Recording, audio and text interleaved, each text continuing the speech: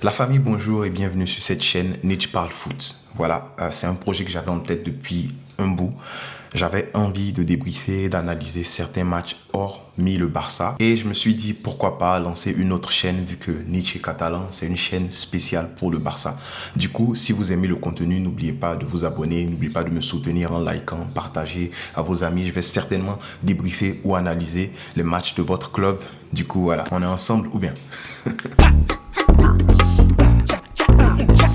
Alors, j'ai encore du mal à cerner quel type de contenu faire. Dans cette vidéo, par exemple, je vais analyser, disons, débriefer deux matchs de Première Ligue.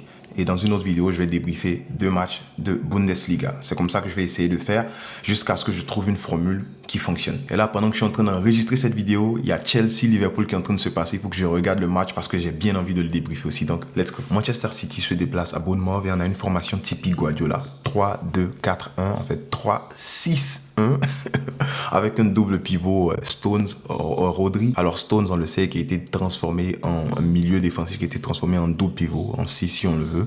Et c'est dans la continuité de ce que Guardiola il a toujours fait. Il a toujours innové. Et devant eux, tu as Kovacic et Foden qui sont relayeurs et Bernardo Silva et Nunes qui ont été utilisés comme faux ailiers, disons, parce qu'ils occupaient la plupart du temps le demi-espace. Et Erling Haaland, qui a du mal à retrouver le chemin des buts, sera mis en pointe. Pour moi, la famille, deux noms à retenir du côté de Bournemouth, c'est Solanke et Semenyo. Antoine Semenyo, qui a vraiment été, voilà, c'est lui le talisman de cette équipe-là actuellement. Il est bien vrai que Solanke est la personne qui plante des buts, mais pour moi, Semenyo, voilà, il a un très très grand apport dans cette équipe-là, des passes, des dribbles, c'est lui qui sert les ballons à Solanke et à Kluivert, pardon. Donc voilà, on retourne sur la tablette pour analyser le match.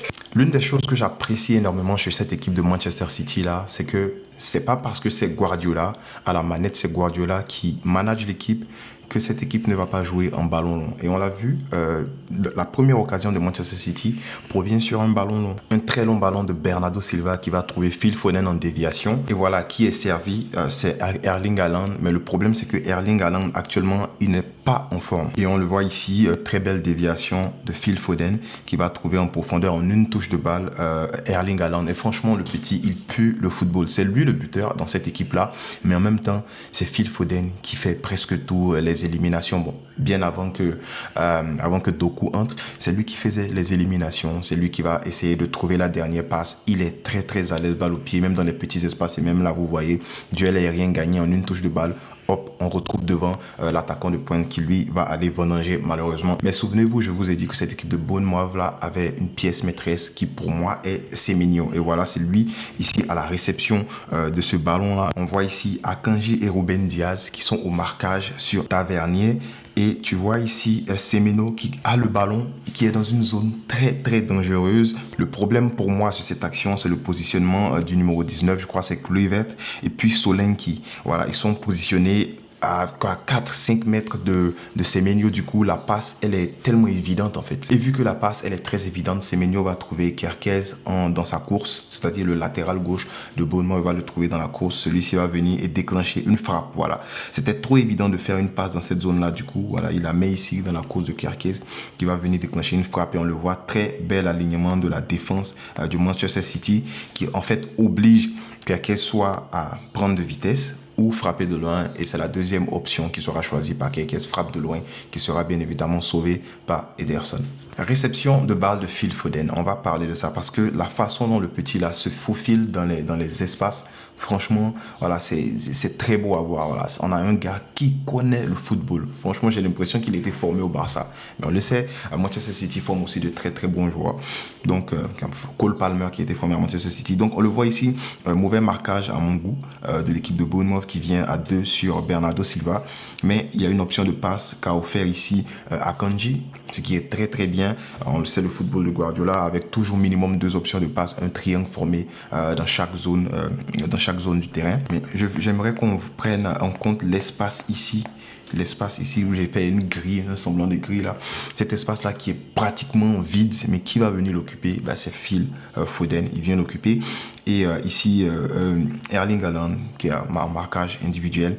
Mais Phil Foden reçoit ce ballon-là. Le placement, il est parfait, mais surtout le premier contrôle, parce que lui, son premier contrôle lui permet de faire face au jeu directement. Et ce qui va suivre après, ça sera une frappe écrasée qui sera sauvée par Neto, Neto gardien, qui était au Barça récemment. Je sais que vous vous rappelez de lui si vous êtes fan du Barça. Erling Haaland a du mal à trouver le chemin des buts actuellement. Mais il n'a pas du mal à trouver le chemin des appels, il n'a pas du mal à trouver le chemin des frappes. Oui, parce il arrive à se créer des occasions très facilement. On le voit ici, ballon gardé par Kovacic et Rodri ici. Une option de passe très loin qui est Akanji. On continue de tirer le bloc, on continue de tirer le jeu. John Stone qui est là au retour au cas où ça ne passerait pas devant. Le truc que j'aimerais remarquer ici, ici c'est l'appel de Erling Braut Haaland dans la profondeur qui va lui permettre de créer une occasion, de se créer une occasion de frappe qui sera vendangée, mais bon, disons raté ou sauvé par le gardien, mais quelqu'un pour accompagner ce ballon-là, ça sera Phil Foden qui est ici, qui vient demander une passe courte pendant que Erling Haaland demande une passe longue. Du coup, c'est ce genre de truc-là, ce genre de deux appels différents en même temps, ça étire la défense, la défense n'a pas de temps de réfléchir en fait à qui prendre, vers où partir. Est-ce qu'on annule le hors-jeu? Est-ce qu'on step up ou est-ce qu'on suit Erling Haaland? Mais ça fait que Foden reçoit le ballon. Voilà, beaucoup de questions à se poser. Mais voilà, c'est ce qui me plaît dans cette équipe de Manchester City là, c'est que tout le monde ne fait pas le même appel. Et on connaît la palette technique de Kovacic, sa vista, sa façon de trouver de très belles passes. Il arrive facilement à trouver Erling Haaland dans la profondeur. Mais bon, ça va pas finir but. Mais au moins, Phil Foden sera là pour faire un tap-in. Alors, comment Manchester City arrive à faire des attaques placées même quand le bloc est bas? C'est encore une fois avec des appels, mais cette fois-ci avec des appels de défenseurs transformés en numéro 6 ou transformés en double pivot. Oui, parce qu'ici, Bernardo Silva qui est en 1 contre 1, il a un vis-à-vis. On connaît Bernardo Silva en termes de dribble. Voilà, il est très bon. C'est vrai il a l'air chétif, il a l'air faible physiquement, mais en dribble, il est très bon. Mais là, on a un très bel appel de John Stone, qui sera servi dans la course avant même qu'il atteigne la limite d'hors-jeu. C'est très bien réalisé. Et voilà, ça crée facilement un surnom sur le côté. Ils sont dans le demi-espace ici. Donc voilà, là c'est le demi-espace. Ça crée un surnom dans le demi-espace vu que lui, voilà, je crois que c'est Solanke, il ne prend pas le marquage, il ne marque pas John Stone. On ne s'attend pas à ce que John Stone fasse cette course-là. Et voilà, cette course-là, ça perturbe tout le monde. Et après John Stone, il a juste à servir quelqu'un, voilà, en retrait et c'est tout. Mais bon, ça ne va pas connecter parce qu'il y aura un défenseur qui sera sur la ligne pour couper l'option de passe. Ici encore, les amis, un gros dépassement de fonction du côté de Manchester City. Et c'est tout ça qui fatigue l'équipe de Bournemouth parce que ce ne sont pas les relayeurs qui vont venir faire les dépassements de fonction tout le temps parce que c'est très prévisible, mais c'est John Stone qui va venir faire un dépassement de fonction et c'est étonnant. On a vu hier du côté du Barça que lorsque Christensen a fait un seul dépassement de fonction, il a été servi, ça a fait but derrière.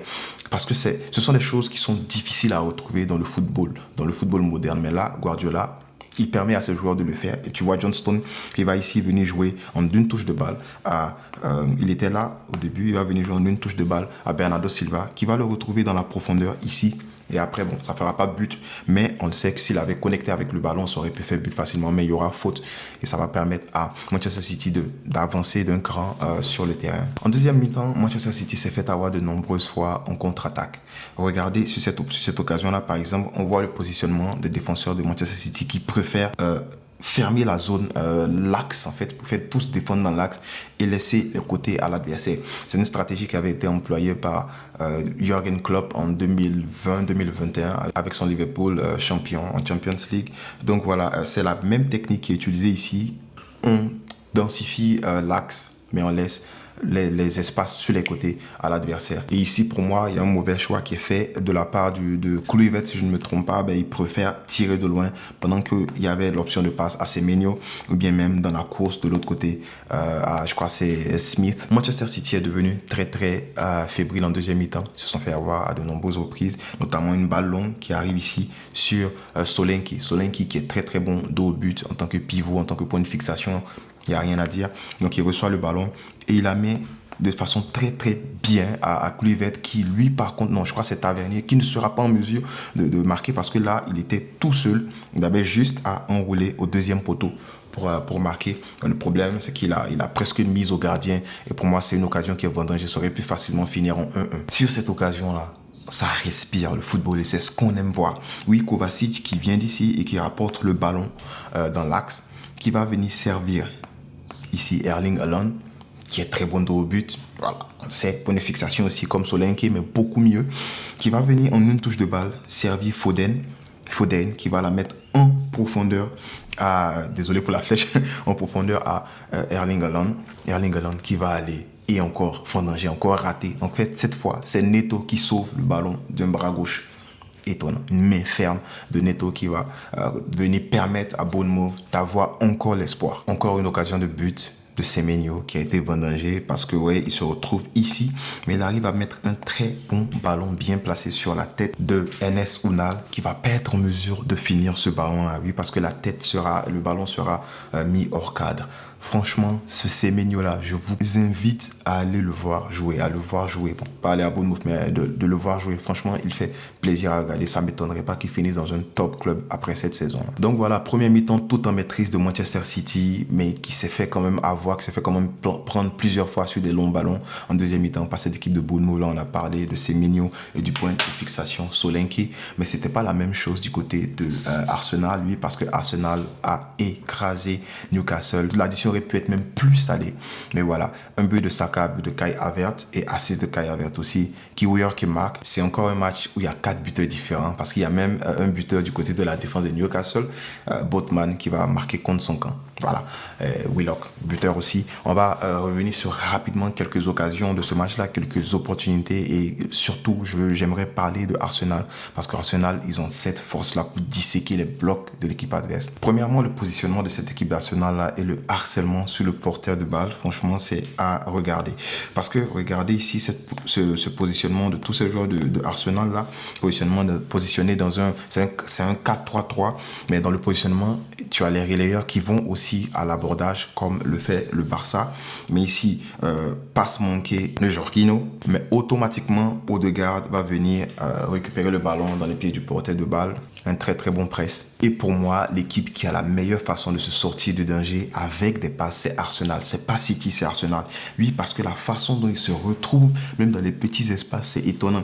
Il y a combien de joueurs dans cette zone-là de Newcastle? Il y a 1, 2, 3, 4, 5 joueurs de Newcastle contre 4 joueurs d'Arsenal, mais ils arrivent à sortir le ballon facilement sortir le ballon et voilà, après c'est Saka qui sera à la retombée, qui va frapper directement sur le gardien de Newcastle qui sera Karius. On se rappelle de Karius Karius avec les erreurs en Ligue des Champions contre le Real Madrid. Petit arrêt sur le deuxième but qui pour moi est très très beau à voir, c'est l'appel de Martinelli avec la belle passe en profondeur de Jorginho. Franchement, une très belle passe en profondeur qui va finir quelque part là. Un appel de Martinelli qui va venir couper le ballon et le servir pour Kai Havertz. Franchement, très très beau parce que je m'attendais pas à ce que ce soit lui qui soit à la retombée du ballon. Et voilà, tout le monde s'attendait à ce que le ballon là il sorte, mais ici il y en a un très gros problème de marquage de cette équipe de Newcastle là qui, c'est normal, Newcastle actuellement ils sont presque les derniers en termes d'occasion, en termes de but. C'est la pire des défenses.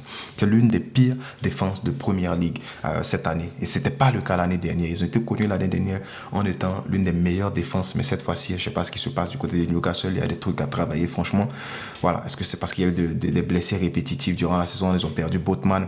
Il y a des moments, ils ont perdu Trippier. Donc voilà, une défense qui est beaucoup remaniée. Donc ça pourrait être expliqué comme ça. À 2-0, on se dit que les carottes sont cuites. Mais non, les carottes sont presque brûlées parce que tu as Kai Havertz qui va venir recevoir le ballon ici en profondeur. Un ballon très très bien joué de la part de Saka qui va progresser ici, puis la donner à Martinelli qui va lui servir Kai Havertz entre les lignes. Le problème, c'est que Kai Havertz va rater je pense qu'il se disait qu'il était en hors-jeu, mais il n'était pas parce que l'arbitre n'a même pas levé son drapeau. Alors il va rater. Ça aurait pu faire 3 très très rapidement. Et voilà, enfoncer le clou sur Newcastle. Mais on le voit encore une fois, la défense de Newcastle qui est très mal prise, sachant qu'il y a encore un appel là-bas. Il n'y a personne pour récupérer ici. 2 ou 3 personnes sur Kai Havertz, mais malgré cela, il reçoit le ballon. personne ici pour attaquer sur le côté de White, pour défendre pardon sur le côté de White. Encore une fois, très très mal fait. 3 joueurs ici dans l'axe qui ne servent pratiquement à rien, pendant que du côté de Arsenal, l'attaque est vraiment très bien déployée, plusieurs vagues d'attaque.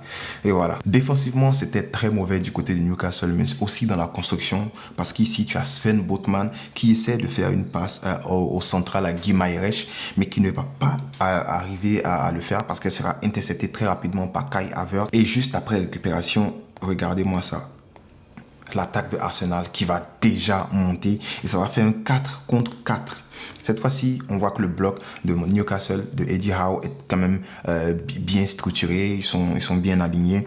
Mais tu as cette équipe d'Arsenal aussi qui est montée directement et j'adore voir ce genre d'image-là. Ça montre à quel point, voilà, cette équipe d'Arsenal a des automatismes déjà, récupération de balles, boum, chacun sait ce qu'il doit faire. La première occasion a été créée, mais ils n'ont pas utilisé la passe. Je ne sais pas pourquoi, mais c'était tellement bien fait. Une passe qui a été mise sur Declan Rice qui va jouer ici en une touche de balle et redonner le ballon à Kai Havertz, puis appeler en profondeur. Je ne sais pas pourquoi il n'a pas préféré la mettre en profondeur directement pour Declan Rice qui allait se trouver en 1 contre 1 facilement contre le gardien. Mais il a préféré servir Saka qui va aller faire 1 contre 1. En fait, il se rend la tâche difficile pour aller marquer après.